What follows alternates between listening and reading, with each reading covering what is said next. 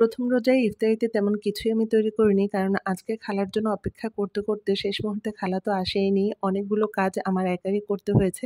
যার কারণে ইফতারের ঝামেলাটা আর মাথায় নিলাম না। বড়িগুলো খাওয়া হচ্ছিল না, নষ্ট হয়ে যাচ্ছিল। আমি আমার জন্য শুধু ৪ টা বড়ি ধুয়ে এখানে রেখে দিয়েছি। আর এইখানে আপনাদের ভাইয়া এসে শরবত করেছে। তারপরে এই ফলটা কেটে রেখে দিয়েছে। আসার সময় জিলাপি নিয়ে এসেছিল গরম, গরম। আর এখানে আজকে শরবতের সঙ্গে ছিল তোখমা, ইসবগুলের ভুসি আর রুয়াবজা দিয়ে একটা শরবত করেছে। গরুর মাংস দিয়ে হালিম রান্না করেছে। আপনাদের ভাই আবার হালিমটা খুব পছন্দ করে।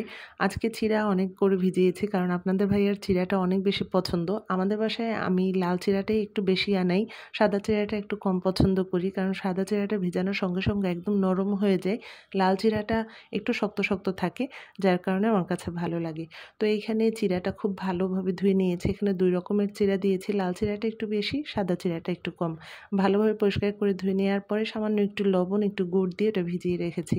আর এখানে ৩ টা কলা নিয়েছি। কলাগুলো রাখাই যায় না, আনার সঙ্গে সঙ্গেই দেখা যায় পেকে যায়। তো এখানে ৩ টা কলা নিয়েছি, খুব পাকা ছিল কলাগুলো।